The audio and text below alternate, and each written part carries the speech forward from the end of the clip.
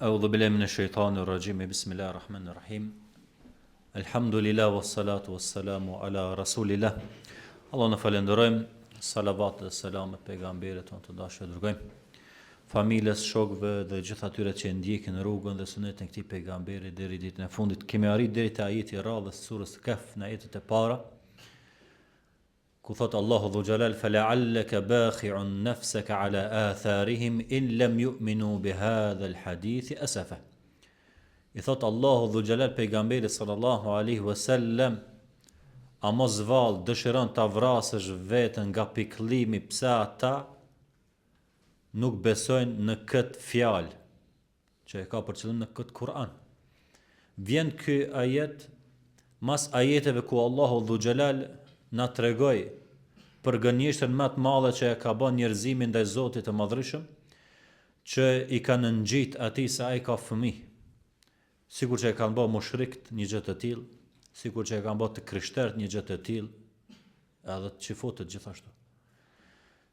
Padyshim që kjo gjë vetvetiu ngjall në zemrën e besimtarit një farë pikëllimi, një farë zemrimi, një farë mërzie brenge e bashkuar me urrëtitjen ndaj mëkatit gjithashtu, që pejgamberi Allah sallallahu alaihi wasallam është mundu me mishë me shpirt natën dhe ditën për të larguar njerëzit nga ky devijim i madh.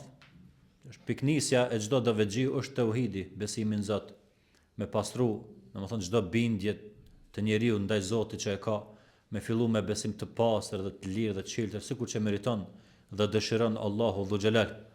E kur nuk arriti pejgamberi Allah sallallahu alaihi wasallam këtë ta bënte edhe me të afërt e tij, sikur që e dim ishte nga mixhallarët e tij, nga familja e afërt, nga farefisi, nga ata që e rrethonin në vendbanimet ku jetonte pejgamberi alayhis salam, qoftë në Mekë dhe në Medinë, ngjallte një farë pikëllimi në zemrën e tij. Po nuk është një pikëllim i vogël, se çdo njeri pikëllohet, çdo njeri zemrohet, secili njeri mërzitet. Po pikëllimi i tij, sikur që e përshkruan vetë Allahu dhu xhalal që i di të fshehtat e zemrave tona, edhe ato të dukshmet, ishte pikëllimi i pejgamberit saqë gati ai nuk e mbyste veten me këtë pikëllim. Është një pikëllim i hatashëm. Edhe vjen ky ajet e shohni si një farë ngushëllimi, një përkujdesje, një dhëmshuri nga Allahu dhu xhalal për pejgamberin e tij sallallahu alaihi wasallam, që mbi të gjitha ti një lajmtar, ti një këshillues, një njeri që është i angazhuar për të përcjellë mesazhin e Zotit. Nuk është ti urdhëruar që të merr do e mos përgjigjen dhe ta gjej përgjigjen dhe dëgjueshmërinë tek të tjerët.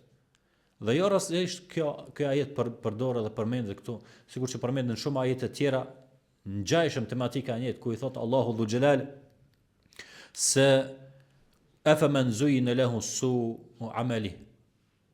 A ka për tyre që i është zbukuru vepra ti e keqe, faraahu hasanan, ndërsa ai e sheh si të mirë. Kurse Allahu devion këtë don, e udhëzon këtë don, andaj mos e shkatro veten tënde, i thot Allahu dhul xhelal pejgamberit sallallahu alaihi wasallam, edhe në sure të tjera është përmend ngjajshëm. Dëshiron Allahu dhul xhelal që mos e kaplon pejgamberin e tij kjo ndjenjë, sepse pastaj mund të sjell pasojë. Mund sjell pasojë. Është shembulltyra jon. Andaj Allahu dhu xhalal kërkon që pejgamberi jon mos vjen deri në këtë gradë të mërzit dhe pikëllimit. E as besimtarët. Wala tahinu wala tahzanu. Thot Allahu dhu xhalal, mos u ligështoni, mos u dobësoni, as mos u pikëlloni. Wa antumul a'launa in kuntum mu'minin. Ju jeni më të ngriturit, po që se jeni besimtar. Andaj përkujdesi Allahu dhu xhalal për pikëllimin e pejgamberit të tij sallallahu alaihi wasallam fillimisht. Pastaj përkujdesi atij për besimtarën në përgjithësi, që të mos jenë të pikëlluar. Përkujdesi atij për mos më kanë të pikëlluar edhe persona të tjerë që janë përmendur në Kur'an, prej pejgamberëve, prej njerëzve të mirë kështu më radh. Pse? Për faktin që pikëllimi që mund t'i vje dhe mund t'a godet në pikë të parë davetxhiun, që shpresojmë që gjithë ne jemi bartës të davetit dhe në një farë forme angazhohemi dhe mundohemi të jemi këshillues të tjerë familjarëve, të afërmit tonë. kur nuk gjen përgjigje, kur nuk gjen dëgjueshmëri, kur nuk gjen përmirësim situatës dhe gjendjes situatës, të kap një pikëllim. Dhe ai pikëllim vetvetiu nuk është negativ, por negativ janë pasojat e pikëllimit, që mund të vjen deri tek një dëshpërim i madh që vjen pastaj deri në braktisje të urdhërimit të mirë dhe ndalimin nga e keqja. Edhe i thot njeriu vetes se mjaft ishte. S'kam çka mundohen më. Nuk ja vlen, nuk meritojnë, nuk ka dobi e kështu me radhë. Apo mund të shkon deri një ekstremitet, kur njeriu e përshpejton atë pritshmërinë e përgjigjes ndaj të tjerëve, prej të tjerëve. Përshpejton. Do të thonë lip përgjigje më të afërt, lip përgjigje për një dëgjueshmëri me dhe rezultate që shihen dhe duken. Dhe këtë nuk e ka pas as pejgamberi alayhis me ku ta kemi ne sot. Andaj ndoshta vetë na gjykojmë veten ose edhe të tjerët na gjykojnë dhe gjykojmë të tjerët na. Pse një dai, pse një davexhi, pse një hoxh, pse një thirrës, pse një djalë i ri, pse një këshillues i mirë nuk i përgjigjet askush, pse nuk ka dobi, nuk ka hajër, apo nuk ka në far përmirësimi nga thirrja e tij. Dhe na ndoshta e bëjmë gabimin që gjykojmë ndaj tij negativisht. Jo. Pejgamberi Allahut është sprovuar me gjë të tilla. Pejgamberët të tjerë janë sprovuar me një gjë të tillë. Jo që ka gjetë sikur se pejgamberi Muhamedi alayhis salam me dhjetra me qindra për aty që për dikush s'ka gjetë as edhe një. Ama bile një të kish pas, kish më thonë që ja, u përgjigj duk. Pejgamberi Allah 10 ditë në kiametit nuk ka me to asnjë njeri. E ka harxhu këtë jetën në thirrje. Kështu që a vlen kjo me kritiku dhe me u dëshpëru dhe me lan dhe me u tërheq? Jo, asesi. Ana ajetet e ngjashme ku Allah Xhali thot pejgamberit se ti je vetëm se kumtues.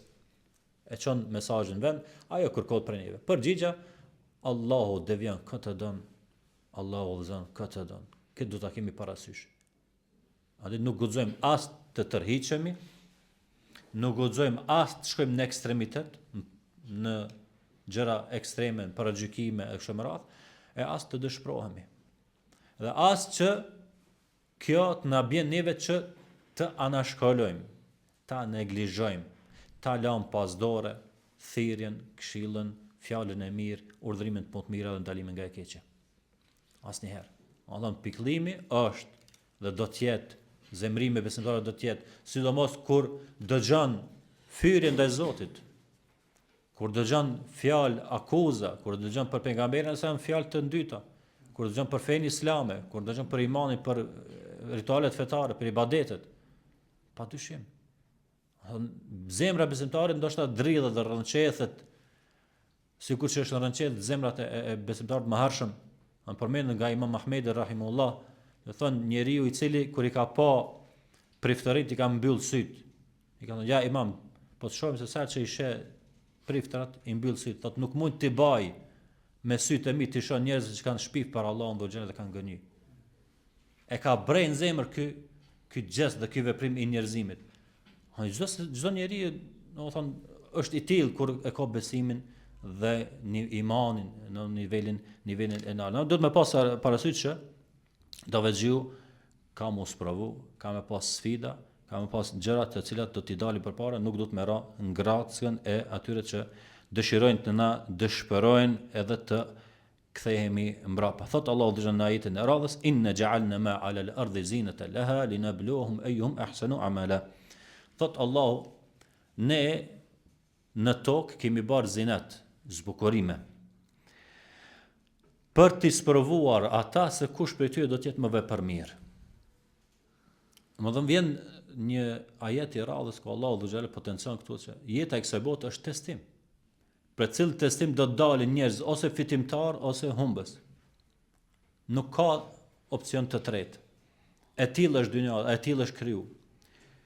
Por edhe zbukurimet në dynja, jo të çdo që zbukurimet janë të ndaluara dhe janë harame, por Allahu do të shpesh në ajete Kur'anore na përmend dhe në ajetin e radhës ku thot Allahu se Allahu do t'ju sprovon juve me hajër dhe me sherr. Edhe hajri, edhe sherri, edhe e mira, edhe e keqja, edhe nimetet janë sprova për njerëzit.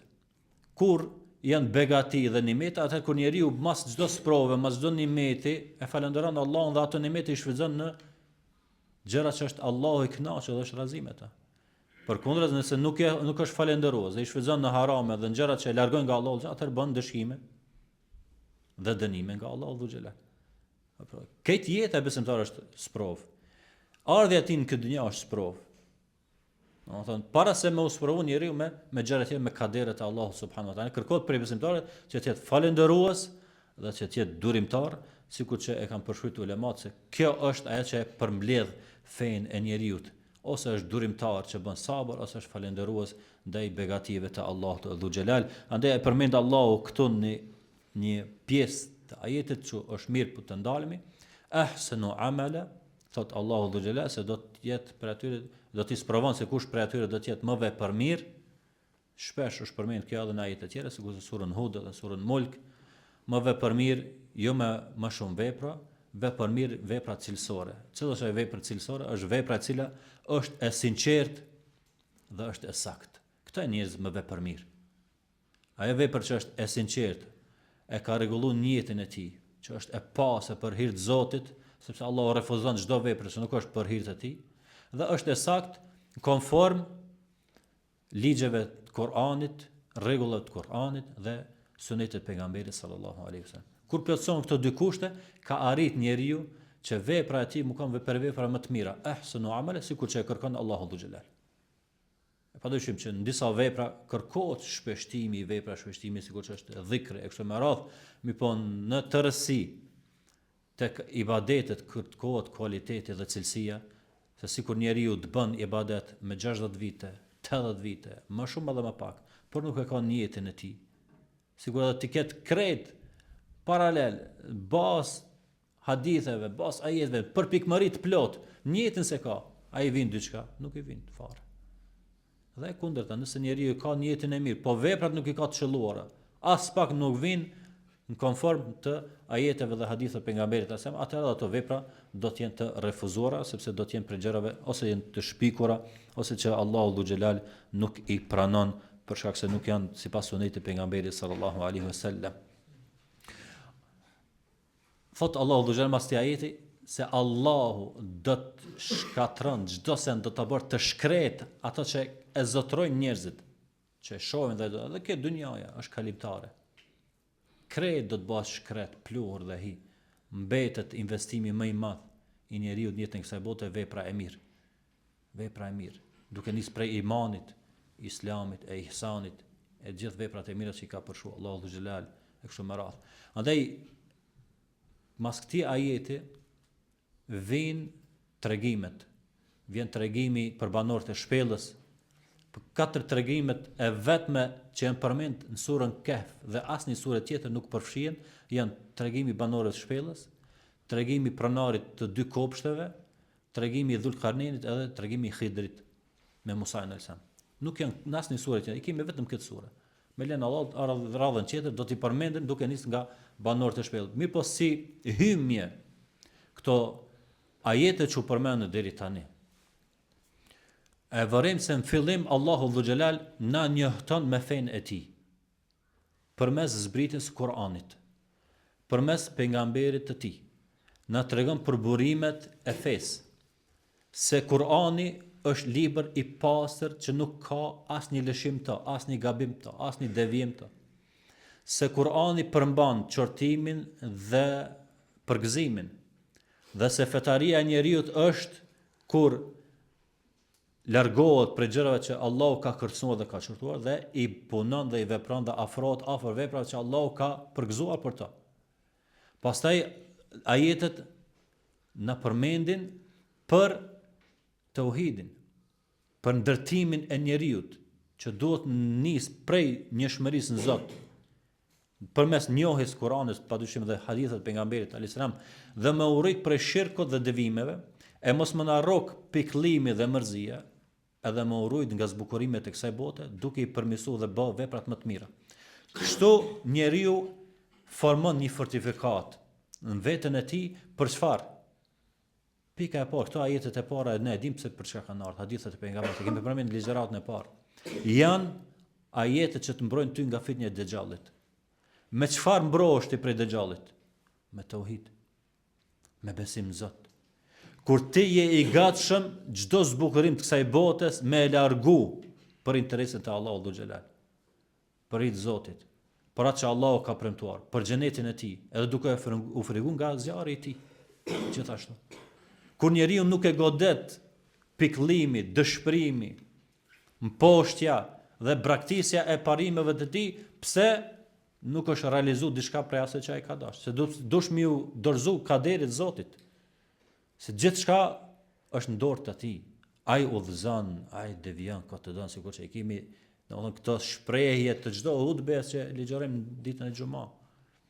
Domethënë na do të më pas këtë bindje për me kanë fortivat. Ndoshta, më thon dikush, po nuk më ka caktuar mu Zoti, unë takohem me Dejxhallin. Këto ajete nuk janë pikërisht vetëm për Dejxhallin. Çdo secili në jetën e tij ka një sfidë të tillë. Çdo secili ka mu ballafaqur me një pikëllim të tillë. Çdo secili ka me pas një problem, një telashe që ka më u dash në atë moment imani, tauhidi, bindja në Allahun dhul xhelal, në kaderin e tij që më kanë për të shpëtuar. Përndryshe, vallahi dhe billahi, ka momente ku njeriu, nëse nuk e ka këtë iman dhe këtë tauhid, dështon. Sepse janë shumëta zbukurimet e kësaj bote, janë shumëta fitnet e kësaj bote, janë të ndryshme, dhe jo rastisht kjo sure i ka përmbledh një grumull të madh të fitneve që ka filluar me fitnën e Dejxhallit.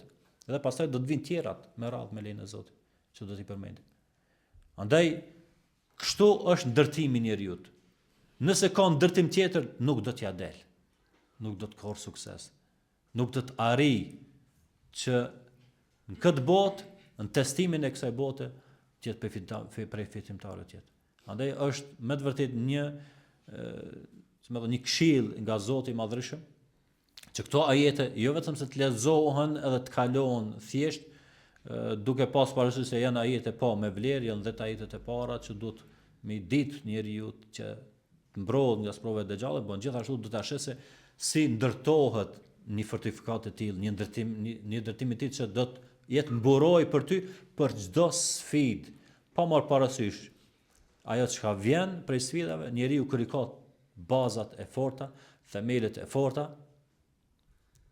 atë nuk i bën fare dëm asnjë fortunë, pse kalon dhe ec. Ne të bie shiu i madh, ne të jetë breshër, ne të jetë shi, ne të jetë acar, kur është fortifikata dhe ndërtesa e fortë, i bën ballë gjitha me lenin Allahu xhel. Kjo është ndërtimi i një muslimani, lutem Allahun dhul xhat na bën për tyre. Inshallah vazhdojmë me ajetet e radhës në takimin e radhës. Allahu ju shpërbleft.